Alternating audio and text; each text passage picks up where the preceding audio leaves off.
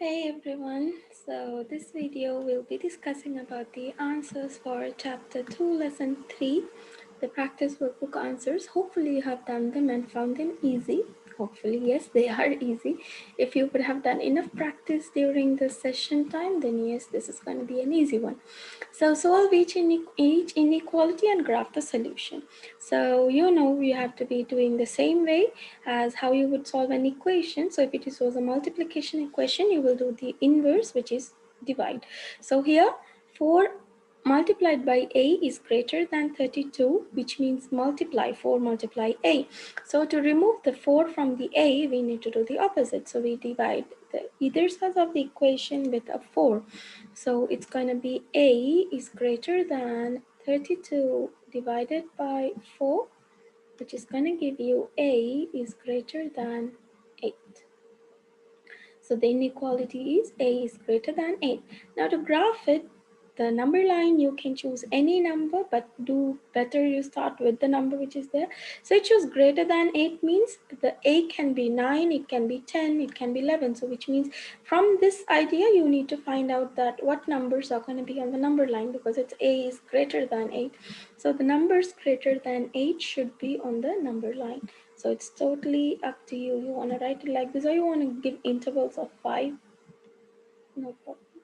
So a is greater than 8. So I start with drawing the circle on 8, and then I need to extend the arrow. That's I need to draw the arrow to show all the greater numbers than 8, because a is a number which is greater than 8. So a can be 9, 10. I think I'll choose another color. So it needs to be towards the side and draw the arrow. So it can be any number on which the arrow is passing through. Moving to question number 2, it's negative 7y. It's negative 7 multiplied by y is less than 21, which means y is less than 21 divided by 7, right? No, it's greater than 21 divided by 7, because we are dividing with a negative number.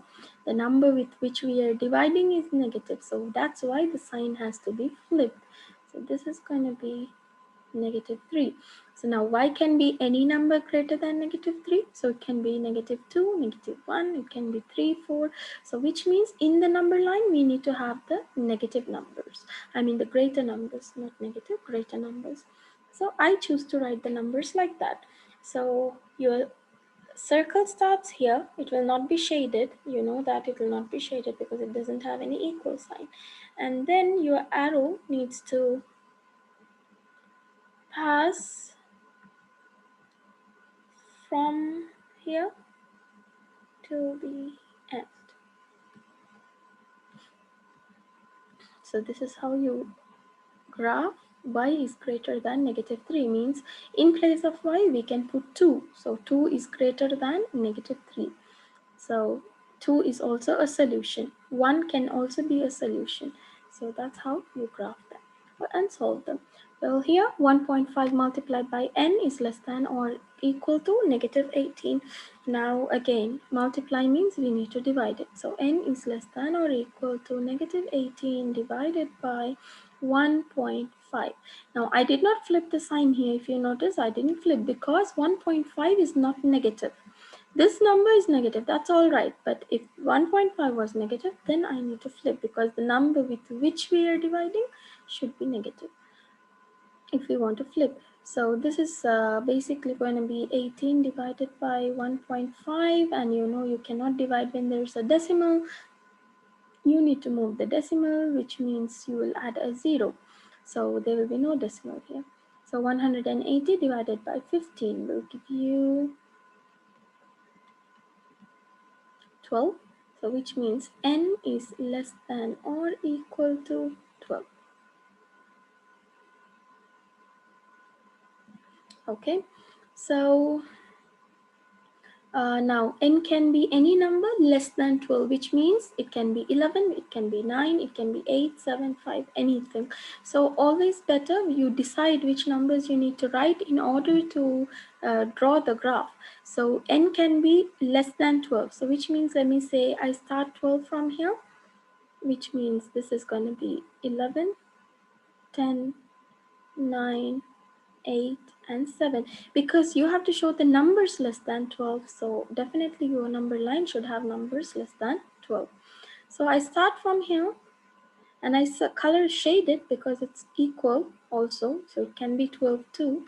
And then I draw my arrow to the left because it needs to show that the answers are less than 12 or equal to 12. That's why I shaded the circle. Okay, moving to question number 4. Negative 3 over 8c is greater than 9, which means negative 3 over 8 multiplied by c. So by now you must be knowing automatically what happens is it becomes divide by negative 3 over 8. But did I do this right here? Because I'm dividing by negative 3 over 8, which means the sign needs to flip, right? So the sign has to flip because we are dividing with a negative number. So it has to be less than or equal to 9 divided by negative 3 over 8. So here it is going to be KCF. Definitely you have to use KCF because you're dividing fractions. C is less than or equal to 9 over 1 multiplied by negative 8 over 3. Okay, now this negative is a common sign, so it can be negative 8 over 3. C is going to be less than or equal to, you can simplify them as I already explained during the explanation video. You can simplify by 3 ones are 3 and 3 threes are 9, or you can simply multiply 9 multiply 8 is negative 72 and then 3. So negative 72 divided by 3, or this is going to be negative 24 divided by 1, which is going to give us a negative 24, which means C is less than or equal to negative 24. Even if you would have done 9 multiplied by negative 8 is 72 by 3, so that's also going to give you a negative 24. Well, now we have to graph it. So negative 24, C is less than or equal to negative 24 means C can be all the numbers less than negative 24. So which are the numbers less than negative 24? So I'd start from 24 here. I have really no idea what kind of number line is given to you with how many lines in between. So accordingly, you need to adjust. So negative 24, negative 23, negative 22, negative 21, and negative 20. So it says equal to or less than, so I shade it. And then it says less, so I show all the numbers which are less. The arrow is doing that. The arrow is showing all the numbers which are less. Okay, so this is how you need to graph your number line. Let's move on to this question. So this is y divided by 5 is greater than 4. Now this is a very easy question. Y is going to be greater than 4 multiplied by 5. Y is greater than 20, right? So which means y can be any number greater than 20. So I start with 20, 21, 22, 23, 24, and so on. So I start from 20, I draw a circle there, but I don't shade it as the inequality does not say it's equal to, and then draw a line above the numbers. Okay, let's do this. 2 multiply s is less than or equal to negative 3, which means s is less than or equal to negative 3 divided by 2. Now, if you divide negative 3 by 2, you can either have s is less than or equal to negative 1.5, right? That means in fractional form, it's negative 1.5. Or if you would prefer in decimals, that's going to be negative 1.5. So s is all the numbers less than 1.5, 1.5. So that means it can be 2, it can be 3, 4, 5, up to you. So let me start with 2 here. Negative 2. Let me start with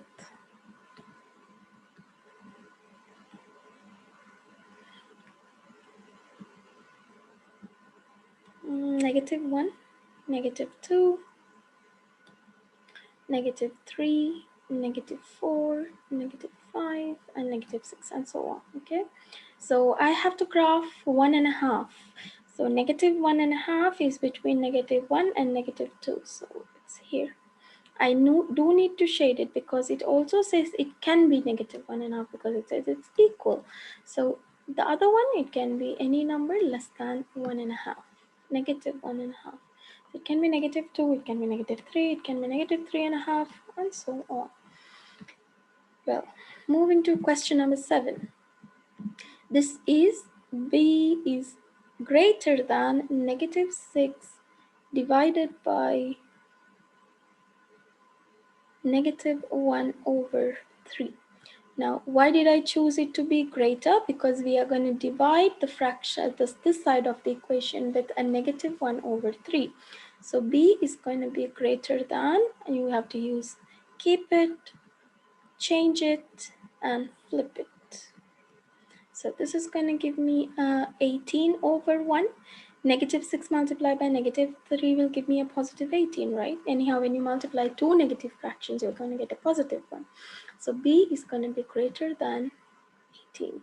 So greater than 18 means it can be 19, 20, 21. There's no limit for that. So I'm just writing all the numbers greater than 18. So just draw a circle on 18. Don't shade it, but draw the arrow to the show the greater numbers. Okay. This one now, z is going to be less than or equal to negative 0.25 multiplied by negative 8. You can notice that I have flipped the sign because we are multiplying that with a negative sign, negative number. Here also we are dividing it with a negative number. That's why I flipped the sign. So z is going to be less than or equal to, now negative multiplied by negative, you are going to get a positive number. So you need to keep that in mind as well. So 0.25 multiplied by 8 is going to give you,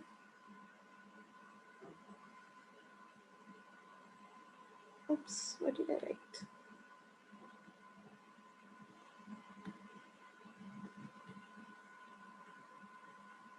So your answer is going to be 4.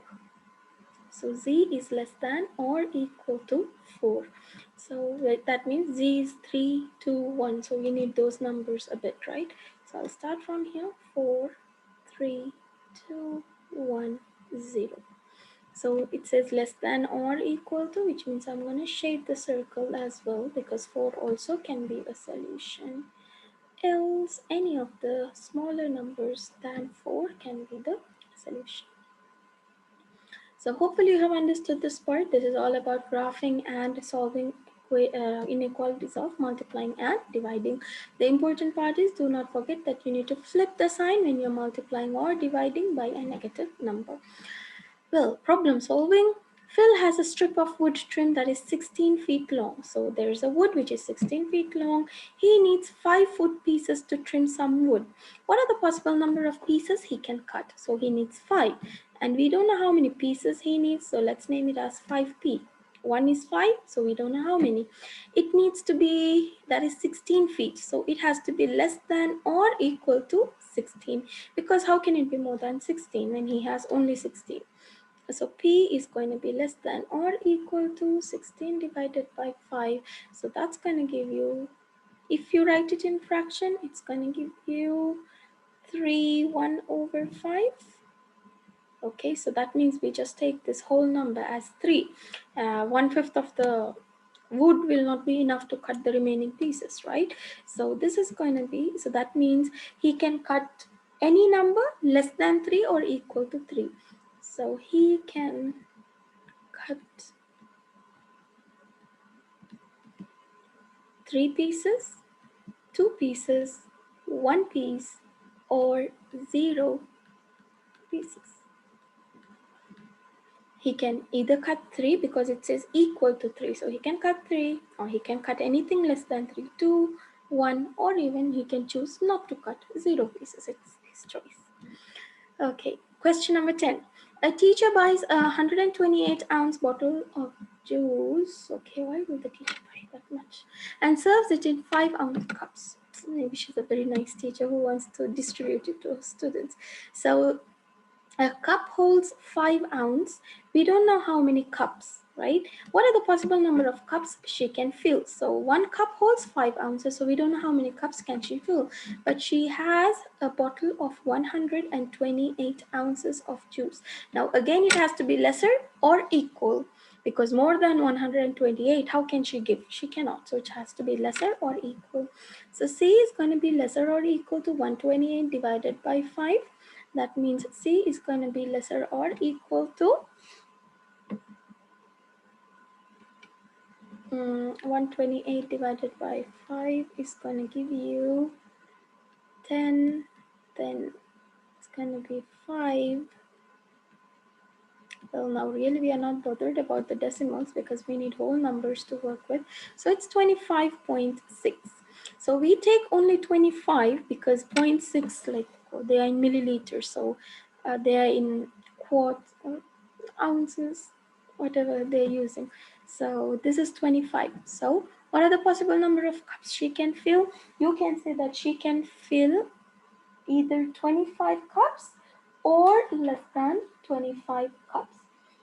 So she can, how can we write this? We can say she can fill 0 to 25 cups. So either she chooses to fill any number of cups between 1 to 25, or she chooses not to fill, not to give it to anyone.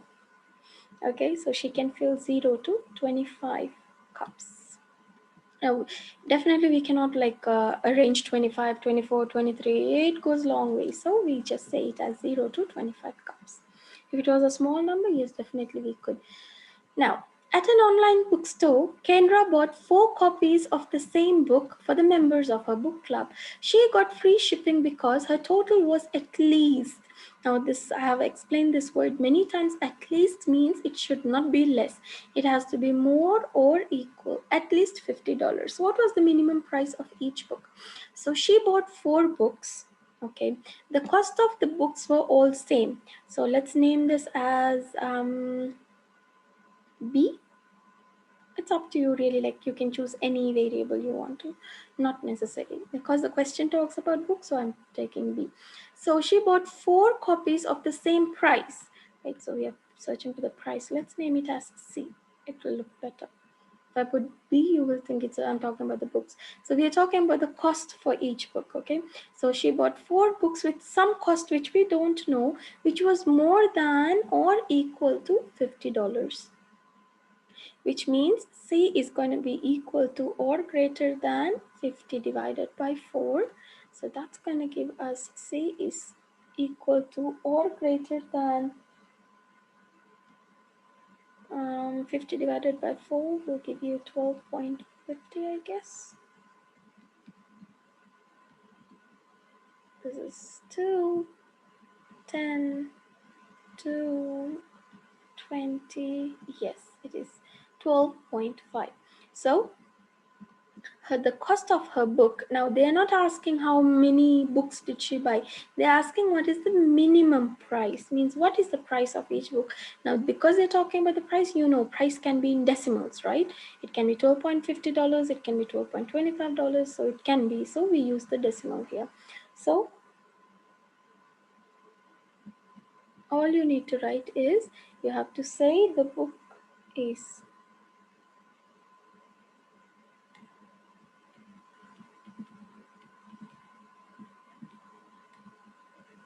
so the minimum price of each book is $12.50, means it has to be 12.50 or more than 12.50 because it says greater. So the minimum price of each book is $12.50 minimum. So the minimum means it can be, the least can be 12.50. So yay, we've reached the end of the questions. So hopefully you have got all the answers right. Do let me know in the comment section if you've got your answers right, and do like the video if there is anyone else who is learning the same lessons as yours, so you can definitely tell them to go check out, so that it will be helpful for them as well. So till we meet again in the next video, Keep practicing and do not forget what you have learned.